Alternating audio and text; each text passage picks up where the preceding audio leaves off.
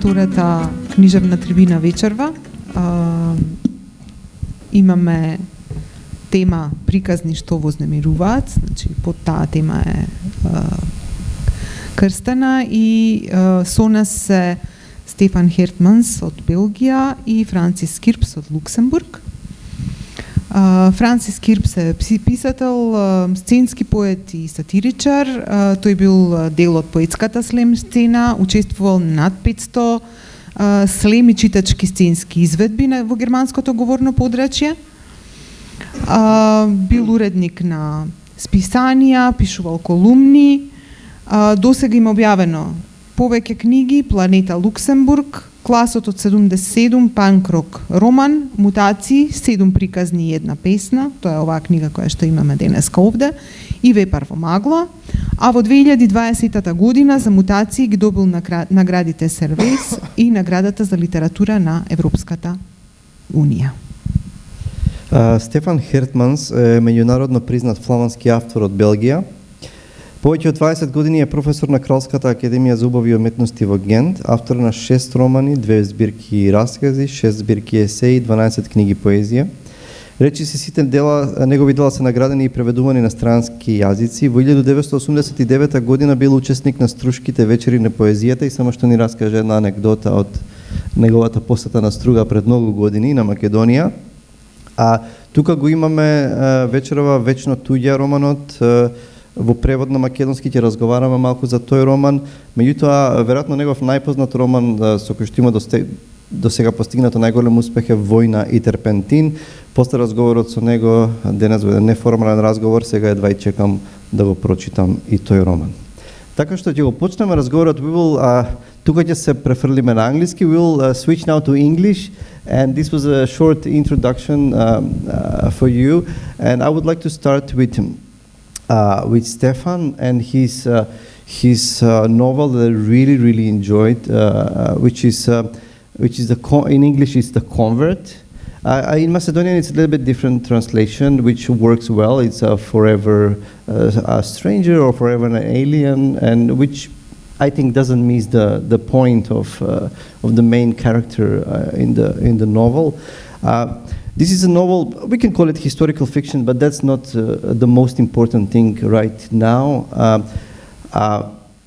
The story happens in the 11th century, and just the thought that somebody is writing about the 11th century, for me, it's like, in my mind, is a huge challenge. Like, how can you enter that world? And as you read the novel, we find out that the story begins, or the urge to write the story begins, if I'm not wrong, with 3 things. It's with documents, with stones, like you say, with stones.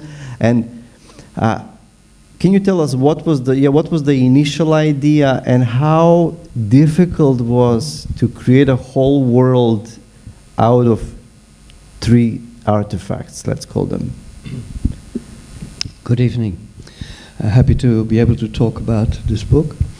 In fact, it came to me completely haphazardly. I, since 30 years, have a simple house in a village in Provence, in the south of France. It's in the mountains, and when you say Provence, very many people think about swimming pools and rich people and so on, but that's the Basse Provence, and the High Provence is poor. Is a very rough country, with ravines, with hills, with arid terrains, with sheep, and for the rest, truffles and oaks. And certainly in winter, it's a very rough climate. And me and my wife, we fell in love with the region, and we bought a very simple house in a small, very old village. Those villages are so old that you can think you're in the 16th or 17th century. Practically nothing changed. So to me they are very poetic also. Life is very simple still there. And I heard talk in the village of people where we lived there a few years. Yes, there has been a Jewish cemetery. Somebody else telling us there's a story of a pogrom in our village. So I heard snap things. And at a certain moment one of my neighbors, a German, because those villages are not being inhabited by French anymore. It's all people from outside who buy those old houses, because people in France want to live in new houses. So the old houses are owned now by people who like to come there in summer. And he gave me an article, and he said, look, I can't read it. It's in English. It's from an American professor, and it talks about this story in our village. And I put it aside. I was doing other work, and after a few years, I took it out of my bureau, and I read it, and it went like, boom, what was this? Because then I learned that an American professor from Chicago in Jewish studies had elucidated and translated an old document of 1,000 years old that was found in a synagogue in Cairo. And it talks about that woman in my small village in Provence. Wow. Not only this was found, but 500,000 documents in an old, the Ben Ezra synagogue in Cairo. It has been restored with the Camp David Accords. Now the synagogue is again a normal building. But all of this treasure of the 500,000 Jewish documents in the Arab world were taken to the University of Cambridge. And this is where the document is now. Now this document says, I am the rabbi of, and it names the village, and you can find in the beginning of the book 4 Hebrew letters. Mem, Nun, Yod, Vav. M, N, Y, W. Mju. So there was speculation, where's Mju? In the beginning they thought it was Anjou. And he said, this professor in 1966, I'm sure it is the little village of Monnieu. And this is the village where I have a house. So I thought, who was this girl? I want to know who this girl was, because she is named in the document without her name. They say the poor woman fell in love with the son of the rabbi of Narbonne in the south. She eloped from the north of France, 1,000 kilometers, to the 11th century France, when there were still bears and wolves in France. There were brigands. It was just before the first crusade. It was terribly dangerous. She must have been 17 or 18 years, and he 20. And she was a Christian girl, and she falls in love with this Jewish boy. Now, this is Romeo and Juliet in the Middle Ages. Huh? So she has lived in this small village in Provence, but then there were the Crusaders passing through the village, and they killed her husband. The son of the rabbi of Narbonne had become the help of the rabbi in Monnieu, in my village. And he was killed by the Crusaders passing, because they already were doing pogroms. And the last child she had at her breast. Now this rabbi writes in the document, Jewish community wherever in the world help this poor woman. She's of high breed and she is in tears. She lost her husband. She has only a child at her breast. Why was this document in Egypt? What was she doing there? I think she was on her way to Jerusalem, hoping that her children who were taken as slaves by the Crusaders were perhaps in Jerusalem. Did she go to Jerusalem? We don't know. Did she give the document herself to the rabbi in the synagogue in Cairo? We don't know. After years of study, I traveled to Cambridge to hold the documents in my own hands. And when I had it in my hands, I saw there were brown flags, what do you call that? Brown sketch vlekken. Yes, what do you call it? Stains. Stains, thank you. Sometimes I block. There were stains, brown stains. Was it her blood? Watery blood or something? We don't know. So I was very much moved by this story, and I thought it's typical. A rabbi writes this document, a man, he names all the men. But the woman he's writing for, he doesn't even name her name.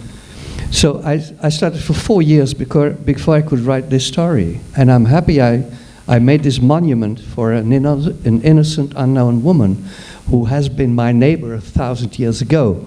That's how the novel starts. I look through the window of my old house in the valley, and it's as if I see her coming. It's fascinating. Yeah. And I love it. It's fascinating how you have taken those simple things, those simple facts that you have using your imagination, created, like you said, a monument for one character, for one life, especially that far away in history. We will go back to that. Francis, I would like to ask you, your short story collection, it's a little bit different in tone, and it's more witty and humorous, but also it has a certain satire, in my opinion. What was your inspiration to take already existing stories or poems and mutate them, turning them into something else? And did you have what was the initial urge and idea? And did you want it to convey some kind of a message through that? The first story for the mutations was the mutations based on Franz Kafka.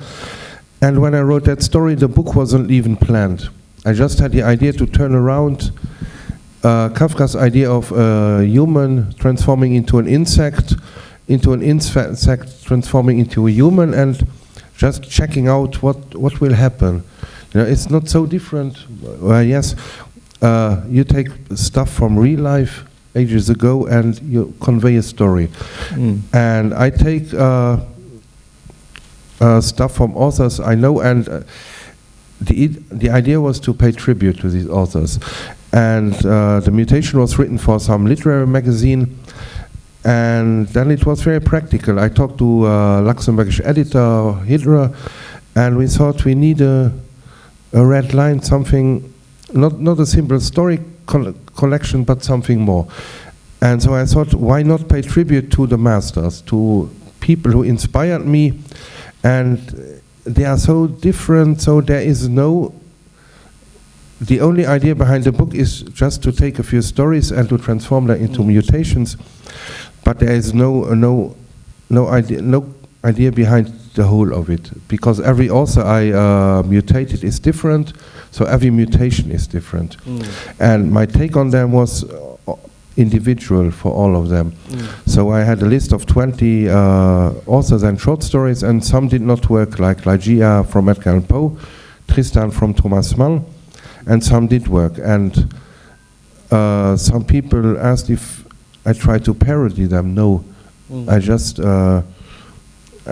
we talked about creative writing, and I took them like creative writing prompts.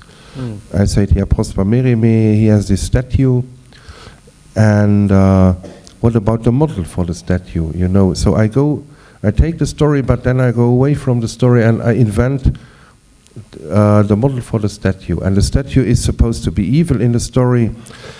And I read that story a lot of times when I worked on the book, and I thought, no, she is not evil. She feels offended by all these stupid people, and so she gets evil, you know. And then I wrote a story about a person getting evil, and in the Mérimée story, it's about a femme fatale and all that stuff. And I thought, why not a slave girl? Why not something from very down in society? And then I got to convey a political message, which was not the intention, you know. And message, I don't want to tell anyone my opinions, but just, you know, get people to think about our society. And Virginia Woolf, I tried to do something very complicated and it didn't work. And then why not just turn it around? The mark on the wall is a snail. So I thought, show the story about the position of the snail. So I can show Virginia Woolf in the story, and I can even convey a feminist message that was not, like I say, I don't do feminist message just to do one. But I got snails, what do you call that? Twitter. They have two sexes. And so the snail can look at humans and say, okay, they are not two sexes, but they are two castes, the males and the women. And he differentiates them from their roles in society and how they look, long hair. And that was okay for 1917. So I could convey a little message in there without trying to force it. So the whole idea behind it was, to pay tribute to people that influenced me. And I can imagine you had, because there is some kind of playfulness in the stories, and I can imagine you enjoying Enjoying the whole process. Yeah, it looks like I enjoyed it, but it was hard work. Yeah, it was a lot of pressure because once we had the idea, we had like 5 or 6 months to get to the deadline. And the only finished stuff that was the mutation and Omar Roodkapje, Little Red Riding Hood, which was written for some poetry slam. And then a little bit of stuff I tried, it did not work at all, like the Tunnel by Dürrenmatt, like Edgar Allan Poe, and like Hoffmann, E.T.A. Hoffmann, which I adore, but I didn't get around. So I concentrated on the stuff that worked, but still, the first version of The Bear by Tucholsky, it was a total mess, so I had to rework it and all. And afterwards, like I am a satiricist at heart, and I afterwards you think it's a playful approach, and it was, but still sport is also playful, but when you're a professional sportsman, you look at them playing rugby or football or whatever, it doesn't look like so much fun, it's hard work. And it was hard work, but afterwards, yeah, I think for me it worked, but I was under a little bit of pressure, a lot of pressure, honestly. And so, like for the model for Prosper Mérimée, first idea, it was total rubbish. And then when I had the idea with the model, it starts with, with a father violating his daughter. So, and then I thought for a few weeks, I thought, how can I go on with that? Can I turn that into some sort of black comedy? And I had a good editor who checked what I was writing, and but yeah, it was tough. Yes, thank you. Okay, I have a question about both of you, actually. I was trying to find something mutual between your books, and actually I found out that there is a line that connects you, because both of your books are actually books about writing. The Convert has your own story inside it. The story of you looking for answers and creating this novel from bits and pieces that you found on the way. And as you said, your book is Mutations is actually like writing prompts for creative writing. Actually, you took these stories as prompts and you made new stories from that. So my question will be, can you tell us more about your writing process? About, of course, for each of your own books, but can you describe the process of getting together these bits and pieces, the process and overall your process of writing, not only for these novels, but yeah. First, like it's a mystery. No, you're right. In my way, I work with.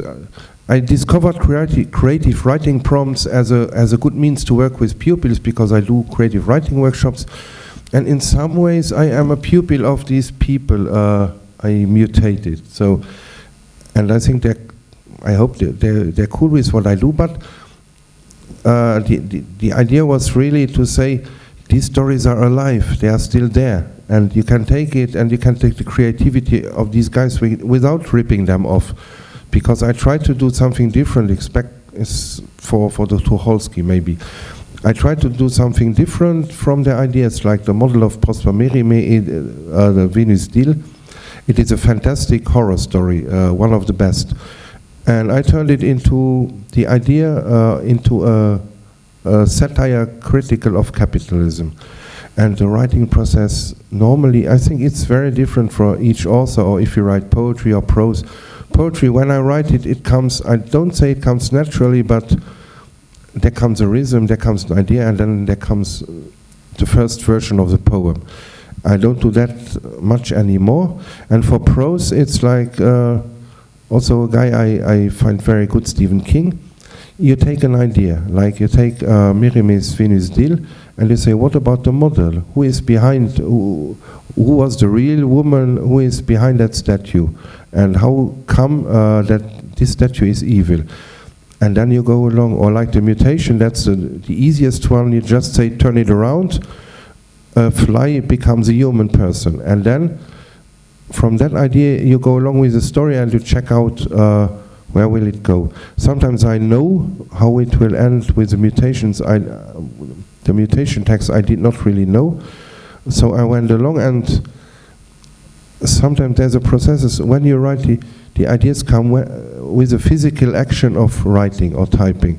And that's very strange because I can't explain it. I have an idea and I think about it and I don't come very far. And then I start writing, and you need to write every day as a writer, even if it's rubbish. And I start to write, and sometimes persons come alive, dialogues come to life, and you have something. And then you go to sleep, and the next day you check it, and some of it is bad, some of it is good, you keep it, and so it's like building a wall with bricks and or a puzzle, you know. It's very, for me, it's very like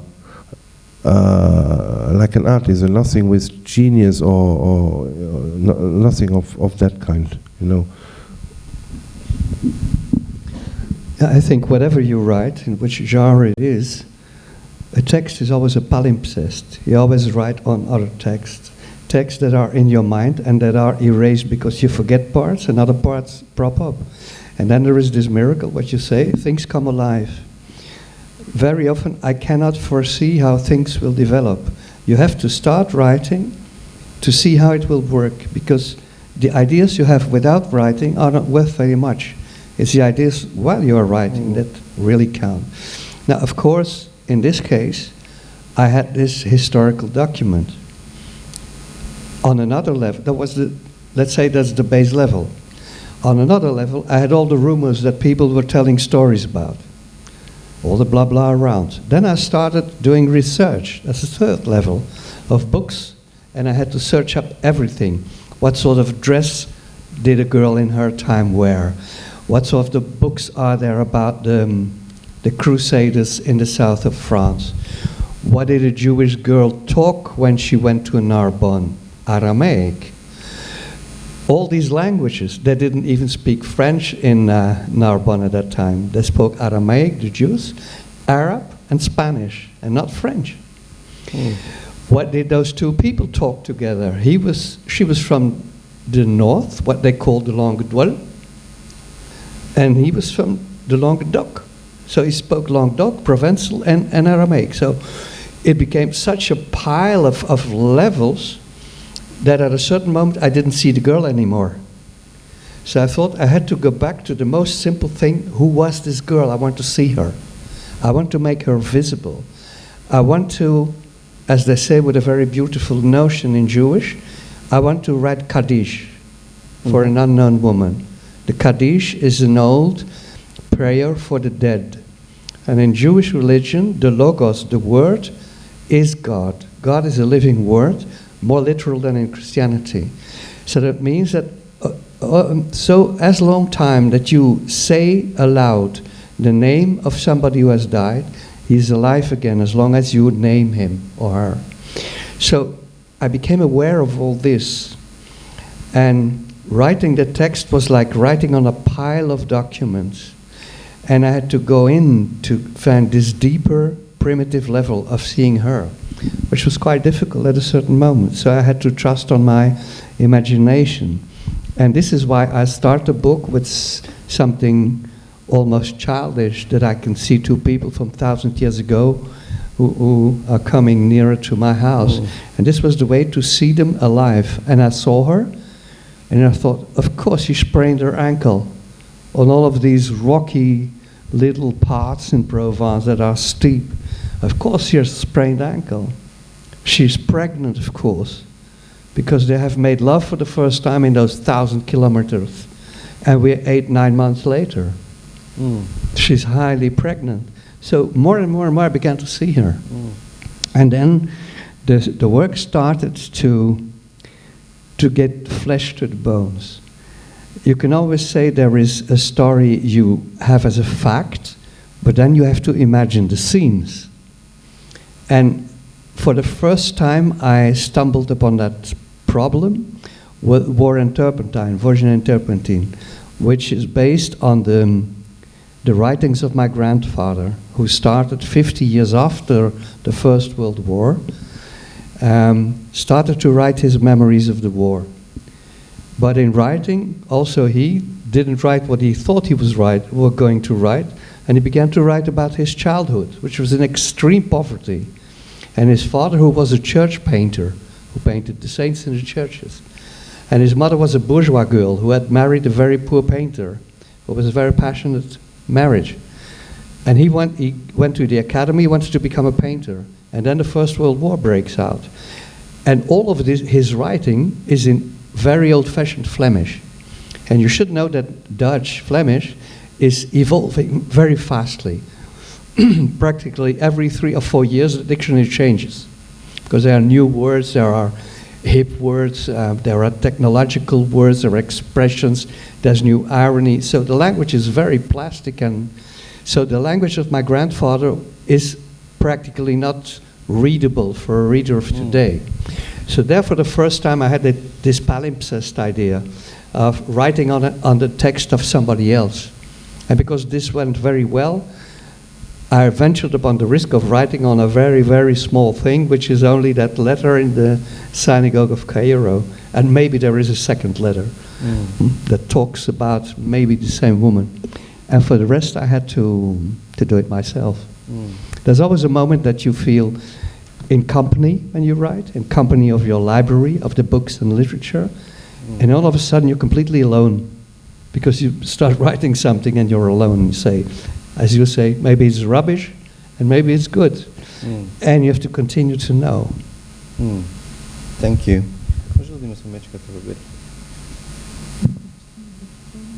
Okay, I will go. Before we go to the hipster Berlin and the polar bear that escaped from the zoo, I have another question. On YouTube, I listened. I really enjoyed an interview, a conversation with you and Drago Jančar, which was, I don't know when was that. That's on YouTube. Okay. It's on YouTube, yeah. So I really enjoyed the conversation, and you gave the example there that, you know, when we talk about disturbing, that somebody was disturbed about something that you said, and they said, like, I thought you're a good writer, but now I will burn your books or something like that. That there was that part when somebody was kind of disappointed because some attitude that you had. I remember. Yeah. And then you said something that I really, really liked. And you said, you read because you want to open up, not because you want a confirmation of what you already know. So, I think that is the disturbance part of. We don't read literature just for confirmation. That we want literature to challenge us, to disturb us, to open up our worldview or views of different things.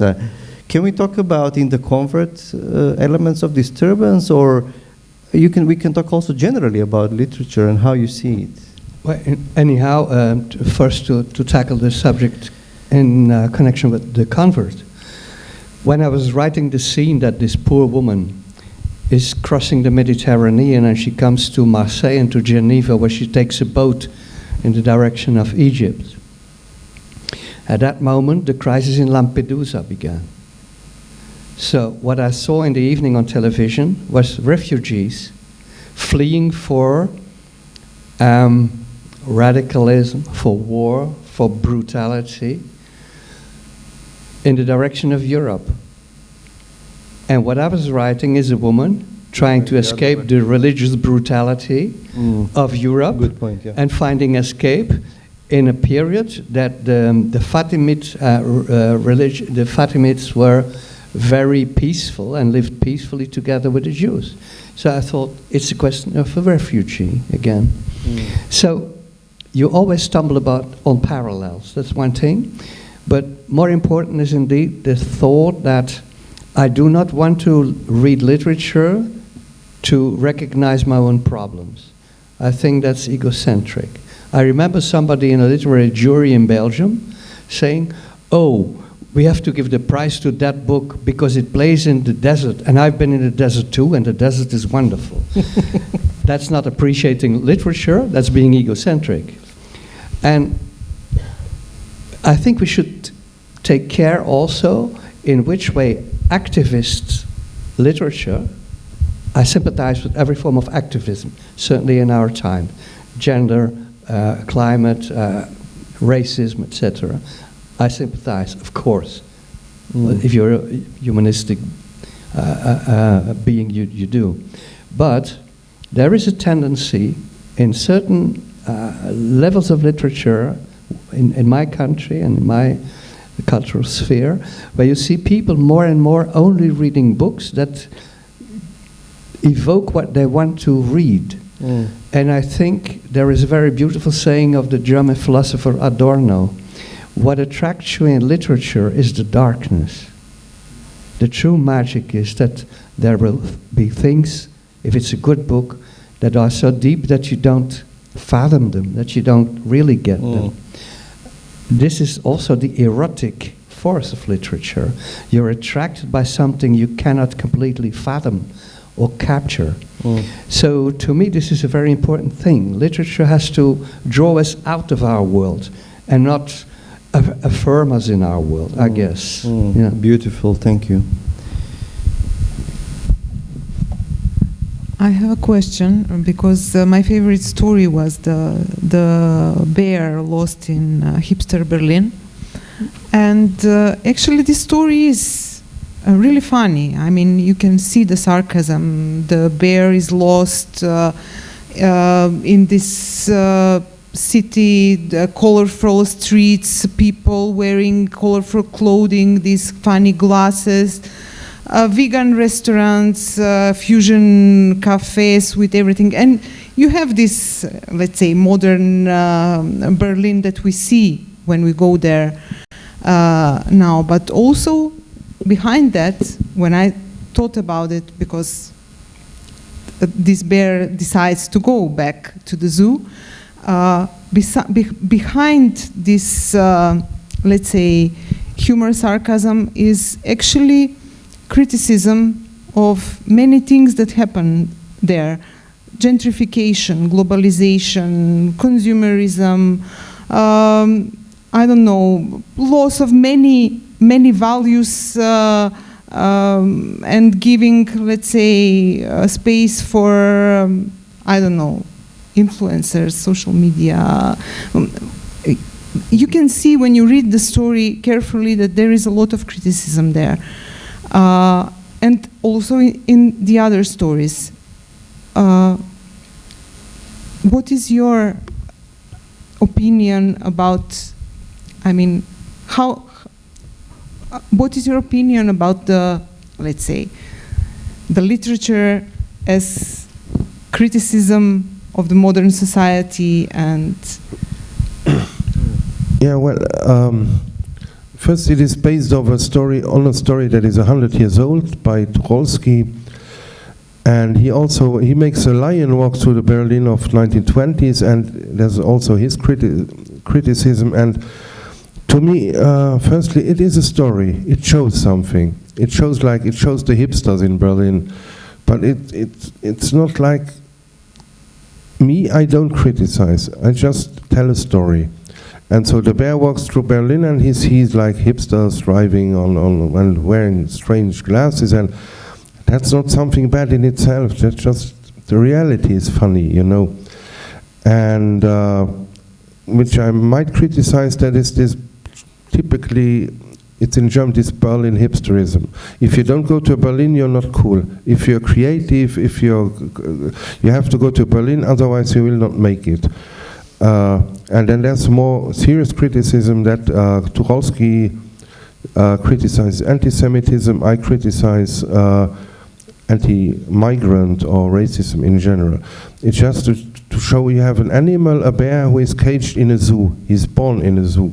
And then he goes out, he does not even try to escape, it's open, and so he goes for a walk, and he checks out Berlin. And what he sees, he is not very enthusiastic. He thinks all the animals want to go to Berlin, and from my point of view, he rather goes back to his cage. But I don't think literature should, how do I say, represent the opinion of the author, because an opinion is an opinion. And there I tell a story. I'm not totally anti-gentrification, I'm not totally against veganism, I just show, look, it is there.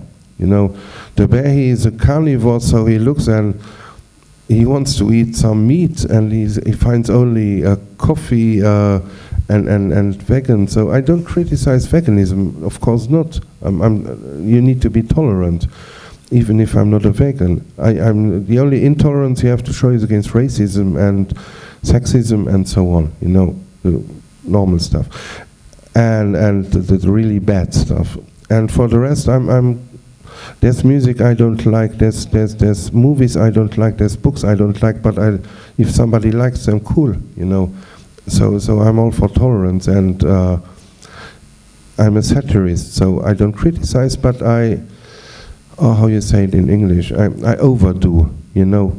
Something is there, and I give it a little more turns of the screw to show, oh, it might be a little absurd, and read it back in 30 years, and when the world will have changed again, and some other stuff will be cool. I was a teenager in the 80s, you know, and I learned from back then, everything will come back, long hair, short hair, hipsterism is just some phase, in my opinion. And the only thing is that maybe the younger generations, they think political opinions are just something cool, something bling bling. You know, you're vegan, you're Fridays for Future, and that's something hip to be, but that existed all the time. That existed in '68 with the punks. You have some punk movement was born out of some real anger, and then you have just people who rode along, who jumped the bandwagon. You have it with everything, but I don't want to be seen as somebody who just criticizes. I think for yourself, everyone, you know. If someone is conservative, I'm cool. If someone is left-wing, I'm cool. I just don't tolerate extreme racism and you know what, anti-humanism. You know, this is the book is about, like I say, read those authors themselves. Virginia Woolf doesn't tell you how to think. She just says, think for yourself. You know. Thank you. I have one shorter question for Stefan, and how much it helped the novel that the narrator is there and it's traveling through the footsteps of, and how much was that a risk to take, and how much was that a risky thing to do, if it was a risky thing to do at all? You mean there was a risk in introducing a narrator who is going who is going back and forth in time, in the 11th century, and then you're just maybe you're in the story, you're in the 11th century, and suddenly you're on the highway going from Rouen to... How did that work for you? Were you satisfied in the end? Yes, because I always tend to say this is not a historical novel. Historical novels, that was Thomas Mann, Josef und seine Brüder, that was Marguerite Yourcenar, with Hadrianus' memoirs, etc. What I write is maybe historicizing, but it's much more ironical, because in introducing a sort of narrator who resembles me, I can show the reader we don't really know what happened to that woman. I'm just making a guess with you. Yeah, and I hope to make a beautiful guess, and I hope you will like my guess for 300 pages. And I introduce you into a world of which I've been studying how it must have been. So introducing the narrator in a book is saying, in fact, I'm not the all-knowing author who is behind the text to tell you that when it rains, it really rains.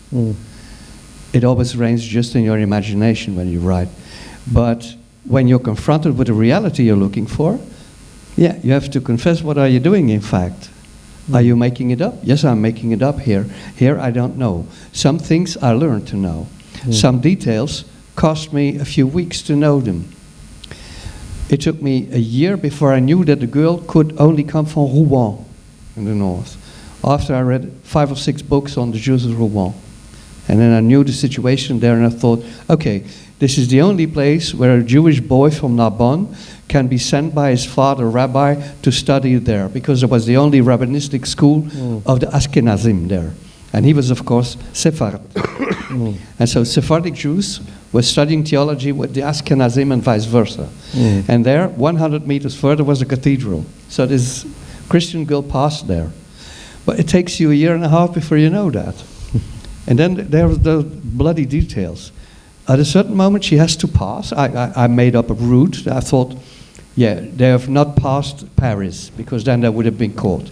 So they avoid going to Paris. If they're in Rouen, they stay west of Paris. Where do they go to? They take that sort of landscape and there and there and there. Okay. With some sort of probability, I took my car, and from Rouen I was riding at 30 miles an hour, 30 kilometers an hour and less. I can advise it to you, it's the most fantastic holiday. Driving at 25 an hour through France. All those small little roads, and saying maybe they were here. Then I thought a certain moment, where did I make love for the first time? She was, of course, very pious, maybe only after 2 or 3 weeks. So I let them make love in the neighborhood of where Proust passed his youth. I like how you put Proust there. Yeah, so there are certain things that I had very much pleasure to make up. And then I stumbled upon, for instance, the idea, what was France like in those days? Were there woods? There were far less woods than now. Because in the 17th century, the French were planting trees because they wanted to build big ships to do concurrence to the Dutch and the English. But when the trees were grown, they made their ships out of metal. So this is why very many beech woods have remained in France. They weren't there in Middle Ages. That's when in Middle Ages they cut their trees because they needed the wood. There were only small trees.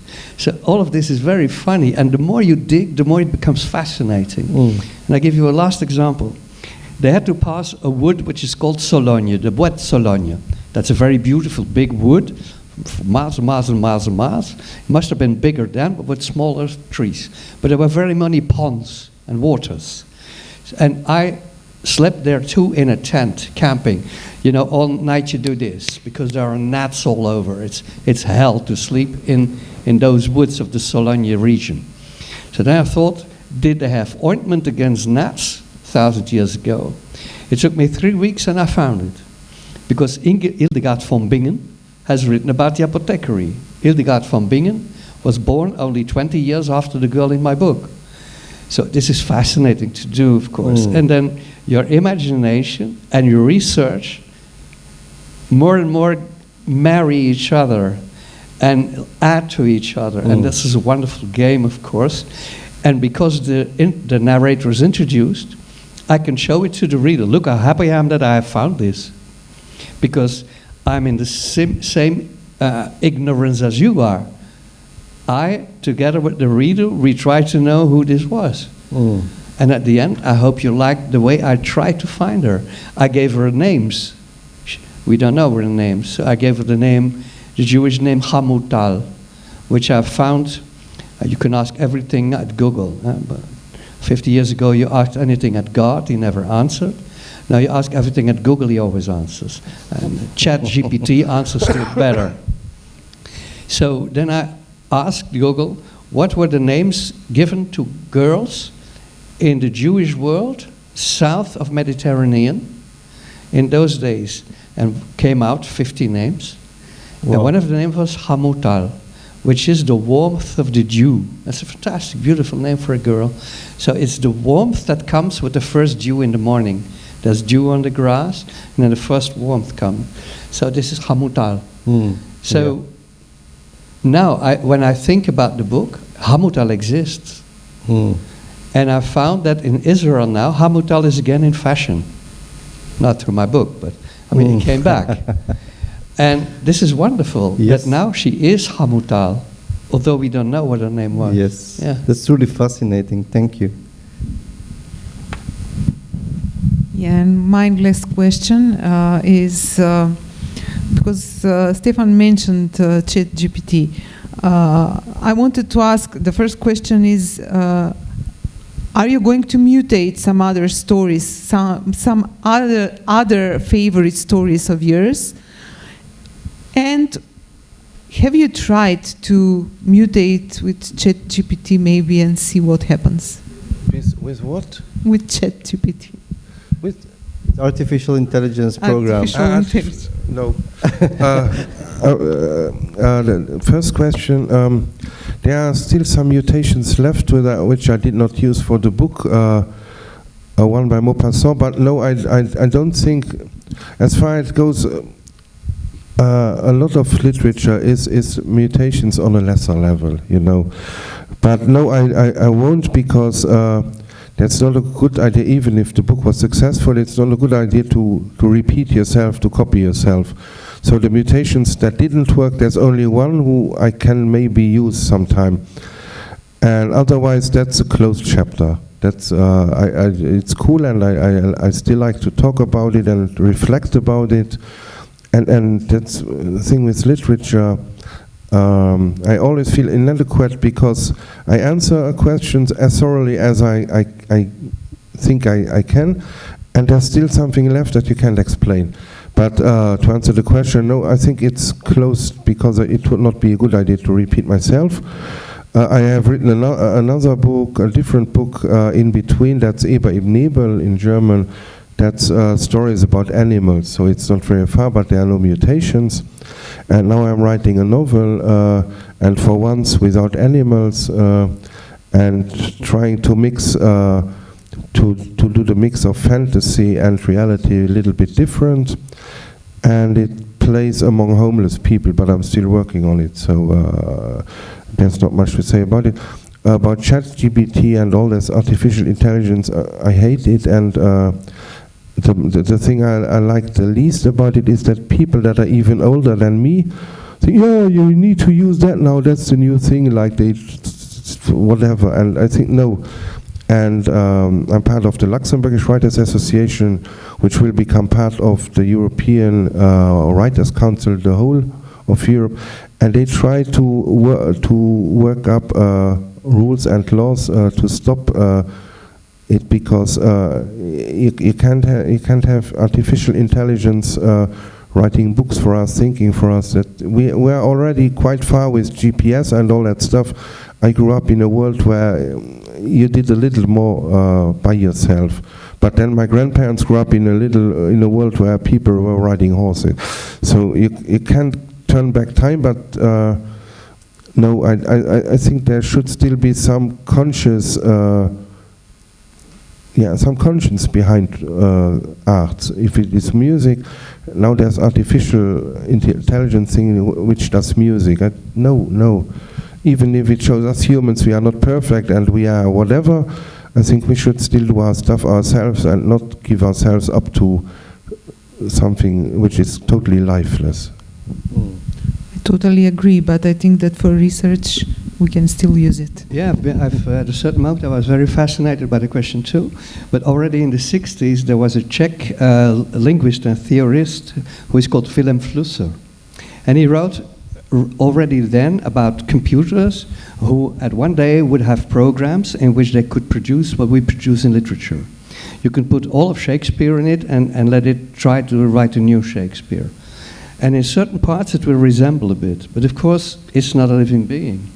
It cannot, you can put, for instance, all of my work in a chatbot and let it reproduce the parody of my work endlessly with my sort of syntax, etc. But it will not be able to write what I feel within 2 weeks. It's ontologically speaking, it has no existence. Sorry to speak a bit Heideggerian, but wir auf der Erde als Menschen. Das ist das Sein. We are being, and being is pain. Being is knowing that you will die. Being is having a body, knowing what desire is, what sex is, what sadness is, what transcendence is. Those are things you can put in a computer, but he will always be a brilliant asshole, of course. And we are living material. That's something else. Thank you for that. Yes. really enjoyed the conversation. Thank you, Francis. Thank you, Stefan. The conversation was, I think, very important, but there is something also very important, and that is to read Večna tuja and Mutaciji, so you can get the books, you can have it signed, and they're good books, good stories. I really enjoyed reading them. Thank you for staying with us this late. I hope you enjoyed this conversation, and see you tomorrow. Can you say thank you again? Thank you. Thank you.